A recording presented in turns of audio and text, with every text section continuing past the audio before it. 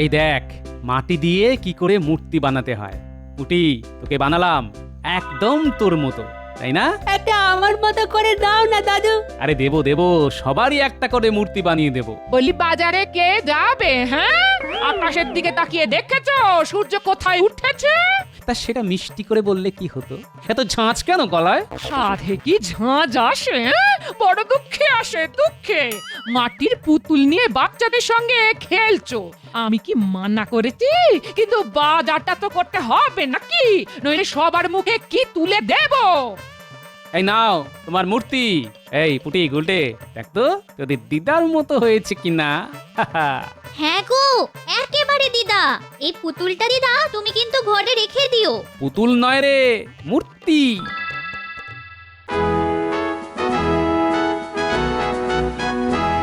বলছি একটা সুখবর আছে, সবাই মন দিয়ে শোনো। সুখবর? মহারাজ, আমার মাসোহারাটা কি বাড়িয়ে দিচ্ছেন? না, ভাবছি কমিয়ে দেব। সভা এত লোক থাকতে শুধু শুধু তোমারটা কেন বাড়াবো? না মানে আমি তো সবার মঙ্গলের কথাই রাত দিন ভাবি, তাই আমার মাসোহারা একটু বাড়িয়ে দিলে ক্ষতি কি? তোমার এই হিংটিং ছট মন্ত্রগুলি একটু সহজ করে দিলে আমরা বুঝতে পারবো যে দেশের মঙ্গল কামনা করছো না অমঙ্গল। মহারাজ, কথা হচ্ছে আপনার সঙ্গে পণ্ডিতের, তার মধ্যে গোপাল কেন নাক গলাচ্ছে? আসলে গোপালের সব ব্যাপারই নাকটা একটু উঁচু, তাই ও চাক বা না চাক, নাক নিজের মতোই তার মধ্যে ঢুকে পড়ে। এভাবে সব ব্যাপারে নাক ঢুকে পড়লে তো বিপদ, তার চেয়ে ওর নাক কেটে দিলেই হয়। আমার নাক কাটতে আসলে কিন্তু কান কাটা যাবে, সেটা কিন্তু মনে রাখবেন মন্ত্রী মশাই। না না না না, এখন আর নাক কান কিছুই কাটা যাবে না। একটা কাজ আছে, বেশ কঠিন কাজ। মহারাজ, কাজটা কি বলুন? বর্ধমানের রাজা আমাকে একটি মূর্তি উপহার দিতে চান। মূর্তিটি সোনার, কিন্তু তার উপরে পাথরের ঢালাই দেওয়া আছে। খুব দুষ্প্রাপ্য সেই মূর্তি, কিন্তু একটাই শর্ত, সেই মূর্তি সেখানে গিয়ে নিয়ে আসতে হবে।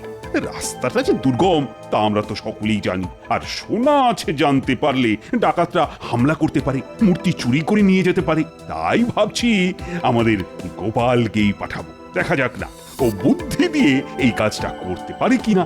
এ আপনি কি বলছেন মহারাজ? গোপাল ওই দুর্গম পথ ধরে বর্ধমান যাবে, আবার মূর্তি নিয়ে ফিরেও আসবে? সেটা কি গোপালের পক্ষে সহজ হবে? না না না, আমি আপনার এই সিদ্ধান্তে মত দিতে পারলাম না, আমাকে ক্ষমা করবেন মহারাজ। মহারাজ, আমি গণনা করে দেখেছি গোপালের কপালে শনি নাচছে, তাই আপনি নিশ্চয়ই গোপালকে হারাতে চান না। গোপাল আপনার চোখের মণি। না না পণ্ডিত, তুমি যখন গণনার কথা বললে তখন শুধু শুধু গোপালকে আর কেন বিপদের মধ্যে ফেলবো? তার চাইতে মন্ত্রী যাক, দেখো মূর্তি যেন অক্ষত অবস্থায় আমার কাছে আসে। মূর্তি আমি বুকে করে নিয়ে আসব, সে ব্যাপার নিয়ে আপনাকে চিন্তা করতে হবে না। তবে আমার সঙ্গে পণ্ডিত গেলে আমার একটু সুবিধে হতো। ডাকাত পড়লে ও মন্ত্র পাঠ করলে বিপদের হাত থেকে রক্ষা পাওয়া যেত। মন্ত্রী মশাই যখন বলছেন বুকে করে নিয়ে আসবেন, তখন তিনিই যেন আনেন। তবে বুক থেকে কিন্তু মূর্তি মাটিতে নামাবেন না, বিপদ হতে পারে।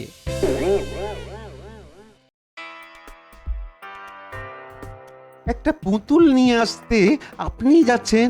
আচ্ছা, এটা কি মহারাজের ন্যায্য কাজ হলো? আপনি একটা রাজ্যের মন্ত্রী। না না না না না, এই কাজটা আপনি আমাদের দিতে পারতেন, তা না আপনি নিজেই যাচ্ছেন। তোদের পাঠাবো? আমি কি পাগল হয়ে গেছি? হ্যাঁ, ওটা পুতুল নয় রে, খাঁটি সোনার, উপরে পাথর ঢালাই করে সোনাটাকে লুকিয়ে রাখা আছে, বুঝলে? তা আমাদের কি করতে হবে?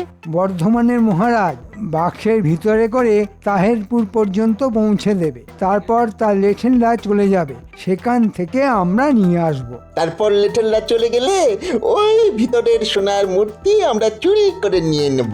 এই তো, এটা এমন কি কঠিন কাজ, খুব পারবো। তবে আমাদের যদিও সোনার উপর কোনো লোভ নেই, তাই মূর্তিটা আপনি নিয়ে নেবেন। তবে আগে আমাদের মোহরগুলো যদি দিয়ে দেন তবে ভালো হয়। মোহরের ওপর এত লোভ থাকা ভালো নয়, লোভে পাপ, পাপে মৃত্যু, বুঝেছিস? বিজ্ঞানী, তাহলে বিষয়টা বুঝতে পারলেন? তার বুঝবো না, ওই মূর্তি কি আর ভেবেছো মহারাজ হাতে পাবেন? কখনোই না। বিষয়টা নিয়ে খুব দুশ্চিন্তায় পড়েছি। তাহলে কি উপায় গোপাল? ব্যাটা আবার পণ্ডিতটাকেও সঙ্গে করে নিয়ে যাচ্ছে। ঘটনাচক্র খুব একটা সুবিধা ঠেকছে না গোপাল। আচ্ছা বিজ্ঞানী, এমন কোনো আঠা কি তৈরি করা যায় যা চামড়া আর পাথরকে জোড়া লাগাতে পারে, এমন ভাবে যা কখনো আলাদা করা যাবে না, চামড়া না কাটা পর্যন্ত? হ্যাঁ, সেটা সম্ভব। ওই গালা, গদ আর বেশ কিছু শিকড় বাকড় একসঙ্গে পেটে নিলে যে আঠা তৈরি হবে তার কোনোদিনও আলাদা করা যাবে না। সেখানে চামড়ার না কাটা পর্যন্ত আঠার হাত থেকে নিস্তার নেই। তা তোমার লাগবে? এই আঠা যদি তৈরি করে দিতে পারেন তো খুব ভালো হয়। তা এটা আবার কোনো কাজ নাকি? আমি আজ রাতেই তৈরি করে রাখবো, তুমি ভোরে এসে নিয়ে যেও। হ্যাঁ।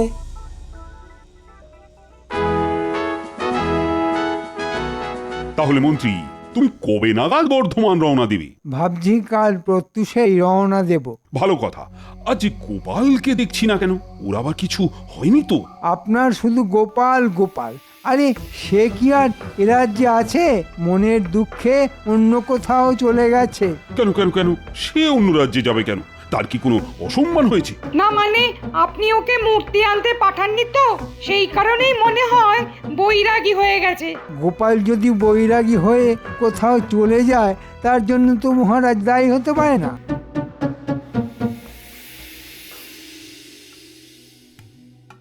কাউকে কিচ্ছু জানিয়ে আসেনি, খুব ভালো কাজ করেছি।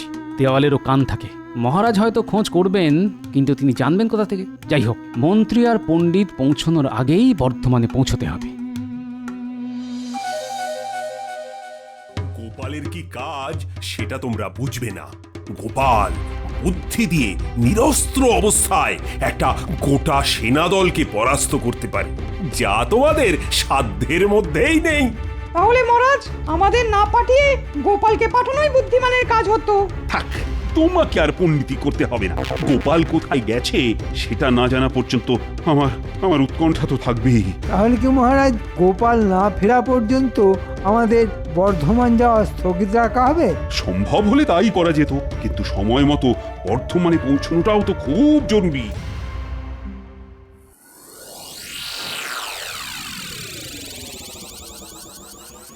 ওরে পুটি, গুলটে, ন্যাপলা, বলি একবার আয় তো। তোদের দাদু যে সকাল থেকে কোথায় গেছে তার কোনো খবর নেই রে। আমাদের ডাকছো কেন গো দিদা? বলি ডাকছি কি আর সাধে রে? তোর দাদু যে সেই শেষ রাতে কোথায় বেরিয়ে গেল, এখনো ফিরলো না তো। নিশ্চয়ই কোনো কাজে বেরিয়েছে, হয়তো মহারাজ কোথাও পাঠিয়েছেন। দাদু কাল বলছিল বিজ্ঞানীর বাড়ি গিয়েছিল কি একটা জরুরি কাজে। বলি জানা বাবা, বিজ্ঞানী মশাইকে একবার জিজ্ঞেস করে আয় তো, তোদের দাদু কোথায় আছে তা জানেন কি না?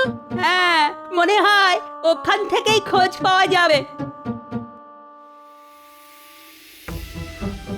যা একটা আঠা গোপালকে বানিয়ে দিয়েছি না, একবার যা হাত দেবে তাকে আর সেই হাত খুলতে হবে না, কেটে তবে খুলতে পারবে। আরে তোমরা নিশ্চয়ই দাদু কোথায় গেছে জানতে এসেছো?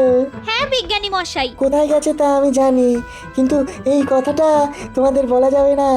দিদাকে গিয়ে বলো যে তিনি খুব একটা জরুরি রাজকার্যে গেছেন, ফিরে আসতে দেরি হবে, তাকে চিন্তা করতে বারণ করো।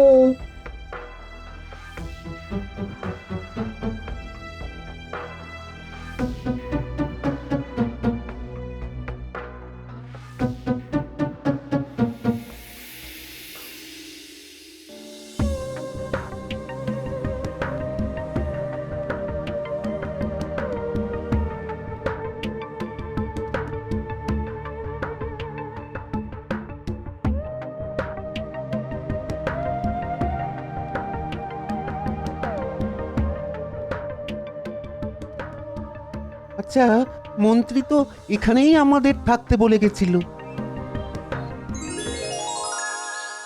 আয় আয়, একটু জিরিয়ে নেই বরং, আয়। আর জিরোনো ভাই, মোহরের বেলায় ঢং ঢং, অথচ সব খারাপ কাজই মন্ত্রী আমাদের দিয়েই করিয়ে নিচ্ছে। এটা কোনো কাজ হলো? একটা পুতুলের জন্য আমাদের এত দূর নিয়ে এলো। আহা, পুতুল না রে, পুতুল না, মূর্তি। ভিতরে নাকি অনেক সোনা আছে। শোনা না ঘন্টা আছে, থাকলে কি আর আমাদের পাঠাতো, বাটা নিজেই একা আসতো। তোর কি মাথা খারাপ হয়ে গেছে? হ্যাঁ, পাথরের মূর্তি কেউ এত দূর একা আনতে পারতো, সঙ্গে আবার ওই পণ্ডিতকে এনেছে। হ্যাঁ, বেটা নিজে নড়তে পারে না, বেটার ওই মাল টানার জন্যই আমাদের এনেছে, বুঝলি? তুই কি ভাবছিস মোহর না পেয়ে মাল টানবো? হ্যাঁ, ওই সব পুতুল টুতুলে আমার কোনো উৎসাহ নেই। তবে একটা কথা ভাবছি বুঝলি, শুধু একটা পাথরের মূর্তির জন্য মন্ত্রী এতটা কঠিন কাজ নেবে কেন? নিশ্চয়ই কোনো কিছুর একটা লোভ আছে বুঝলি, সেটা তোর মাথায় আসছে না কেন বুঝতে পারছি না। এই কথাটা তো তুই ঠিক বলেছিস। তাহলে কি করব? এখানেই থাকবো তো, যদি কিছু পাই। এই এই একটা কথা বলি, যদি সোনা থাকে তাহলে তাহলে আমরা কেড়ে নেব। ওই মন্ত্রী কিন্তু আমাদের আটকাতে পারবে না, এই বলে দিলাম তোকে।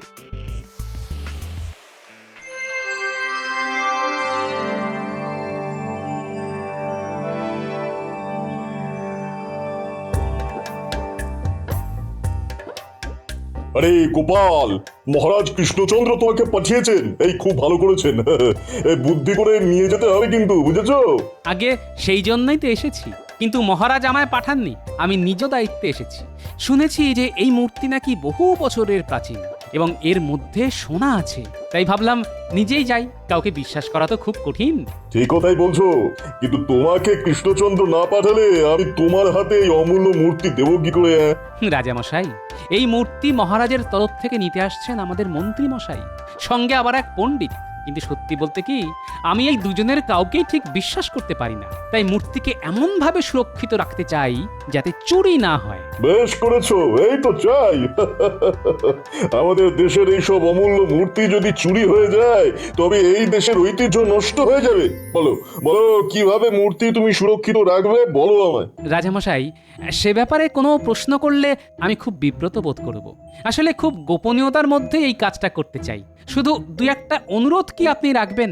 রাখার মতো হলে নিশ্চয়ই রাখবো, বলো কি বলতে চাও। প্রথমত, আমি যে এসেছি সেটা আপনি কাউকে বলবেন না, বিশেষ করে মন্ত্রী আর পণ্ডিতকে। দ্বিতীয়ত, এক রাতের জন্য মূর্তি বিশ্বাস করে আমাকে দিতে হবে। খুব গোপনে আমি এই কাজটা করতে চাই, কেউ যেন সাক্ষী না থাকে। অন্য কেউ হলে আমি অনুমতি দিতাম না, কিন্তু তোমার কথা আলাদা, তাই ইচ্ছে করলে তোমার ঘরে এই মূর্তি তুমি নিয়ে যেতে পারো। আরেকটা অনুরোধ ছিল, মন্ত্রীকে এই মূর্তি হাতে দেবেন না, কোনো মাটির পাত্রে ঢাকা দিয়ে দেবেন। বলে দেবেন যেন রাস্তায় খুলে না দেখে। এটা বলে দিলে তো ওরা নিশ্চিতভাবে খুলে দেখবেই। আমি তো সেটাই চাই মহারাজ।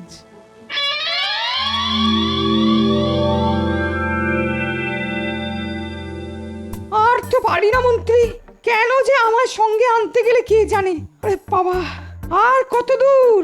এই দুদিন তো প্রায় না খেয়েই আছি। এই তো এসে গেছি, আর কয়েক ঘন্টার পথ। আরে বাবা, তোমাকে কি সাধে এনেছি? নিশ্চয়ই কোনো কারণ আছে, তাই এনেছি। সময় আসলেই দেখতে পাবে, তোমার লাভ বই ক্ষতি কিছু হবে না, বুঝলে? সেটা আমি জানি, তোমার নিশ্চয়ই কোনো মতলব আছে।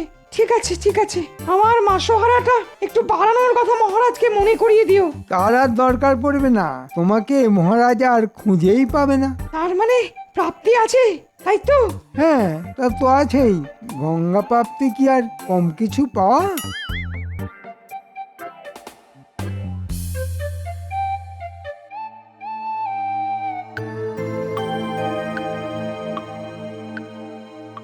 আহা, কি সুন্দর এই মূর্তি! এর মর্ম কি করে বুঝবে মন্ত্রীর মতো পাতকরা? দেখলেই যেন চোখ জুড়িয়ে যায়। এর মধ্যে যে সোনা আছে তার জন্যই মন্ত্রীর মতো দুষ্কৃতীরা এইসব ভেঙে দিতে চায়। ছি, কিন্তু আমি থাকতে এই অপরাধ করতে দেব না। এই আমি আঠা লাগালাম ভালো করে, যে একে ছোঁবে তার শরীর থেকে মূর্তি আর খোলা যাবে না। যাক, আমার কাজ আপাতত এখানেই শেষ। কাল আবার দেখা যাবে কি থেকে কি হয়।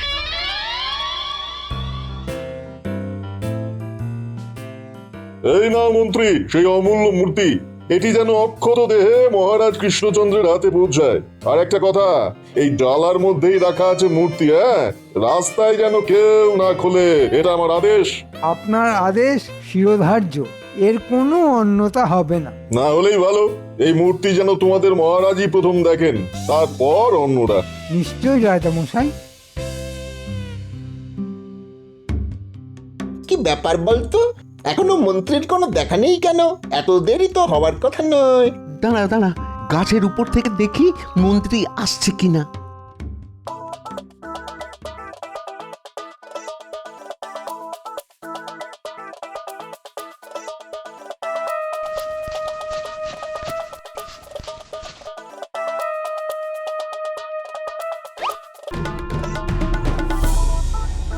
আরে সমস্ত রাস্তাটা আমি এই জ্বালা নিয়ে যাব নাকি?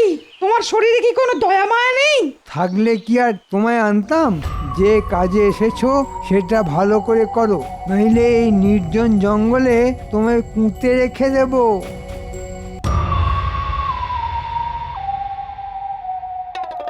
এই বটা, দেখতে পেয়েছি রে, পণ্ডিতের মাথায় চাপিয়ে মন্ত্রী একটা জ্বালা নিয়ে আসছে। পুতুলটা বোধ হয় ওই জ্বালার মধ্যেই আছে। নেমে আয়, আমরা মন্ত্রীর জন্য অপেক্ষা করি।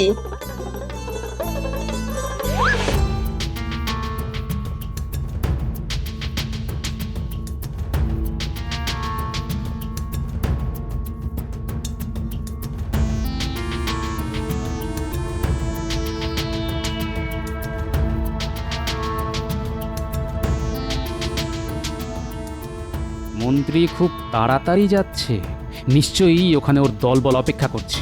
না, আমি আস্তে আস্তে হাঁটি, নইলে ওটা দেখে ফেলবে।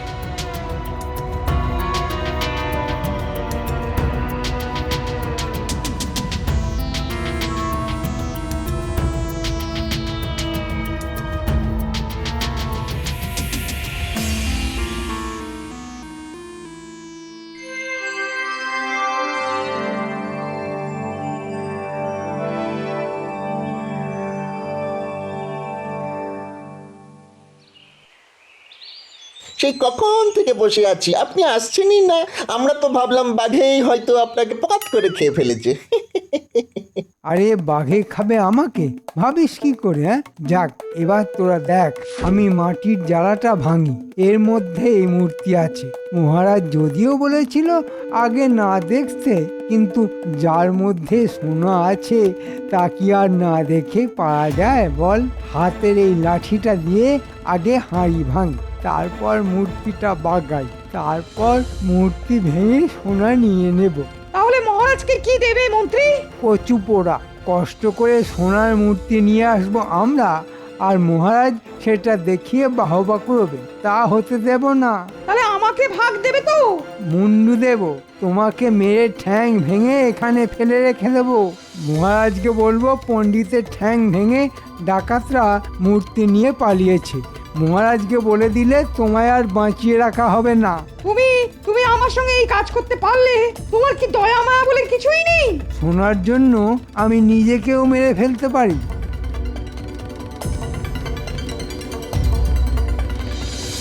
এই আমি হাঁড়ি ভাঙলাম। এবার মূর্তিটা হাতে নিলাম। সোনা দেখা যাচ্ছে মন্ত্রী মশাই? আরে এই পাথর না ভাঙলে সোনার দেখা পাবো কি করে রে গর্ধ?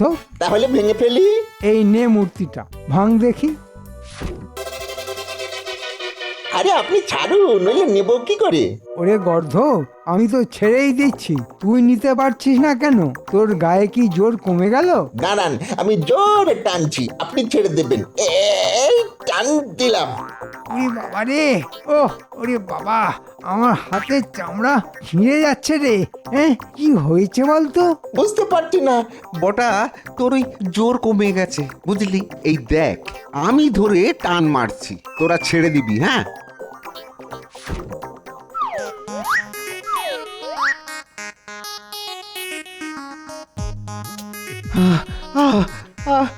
মন্ত্রীমশাই, মন্ত্রীমশাই, এটা মূর্তি নয়, নিশ্চয়ই কোনো ভূত ভর করেছে। এবার যাবো কি করে? এ আঠা লোভের আঠা, আর যে ছাড়ানো যাবে না। 3 শয়তানকে এভাবেই মহারাজের কাছে নিয়ে যেতে হবে। গোপাল, গোপাল, তুমি এসেছো? বাঁচালে, বাঁচালে। ওরা আমার ঠ্যাং খোঁড়া করে এখানে ফেলে চলে যেত। মহারাজকে বলতো ডাকাতরা আমাকে মেরে মূর্তি ডাকাতি করে নিয়ে গেছে। ওরা কত নীচ তা আজ বুঝতে পারলাম। কিন্তু তুমি কি এমন বুদ্ধি করলে যে ওরা এইভাবে আটকে গেল? সে সেটা পরে বলবো, আগে চলুন ওদের লাথি মারতে মারতে রাজবাড়িতে নিয়ে যাই। কথা রাখার জন্য আপনাকে ধন্যবাদ মন্ত্রী মশাই। মূর্তি একেবারে বুকে করে নিয়ে যাচ্ছেন, সাবাস। একেই বলে মহারাজের প্রতি আনুগত্য।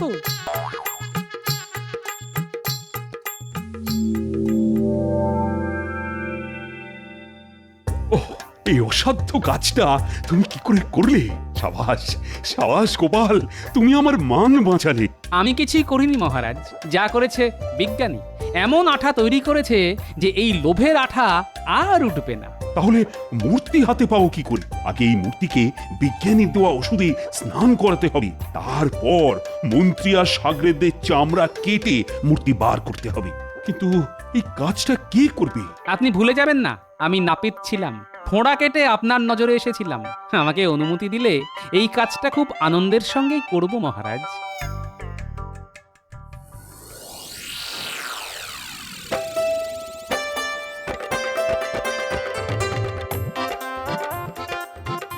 কাজটা ভালো করনি গোপাল, আমি এর শোধ নেব।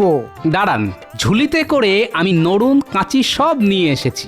আপনি বটা ঘটা তিনজনেই চট করে শুয়ে পড়ুন দেখি, আমি কাঁচি চালানোর কাজটা সেরে ফেলি। কচ কচা কচ। না গোপাল না, খুব কষ্ট হবে। ওরে বাবা রে বাবা, ওই কষ্ট আমরা সহ্য করতে পারবো না। আরে আপনারা না শুলে আমি কাজটা করব কি করে? দাঁড়ান বলছি, কাচ কাচ কাচ কাচ কাচ কাচ কাচ কাচ কাচ। তখনই বলেছিলাম বুকে করে আনবেন, আমি কি আর না বুঝে বলেছি? সোনা পেতে গেলে একটু কষ্ট তো করতেই হবে। সামান্য যন্ত্রণা সহ্য করতে না পারলে বড়লোক হবেন কি করে? আরে দাঁড়ান মন্ত্রী মশাই, দাঁড়ান। আরে বটা ঘটা দাঁড়া দাঁড়া দাঁড়া বলছি।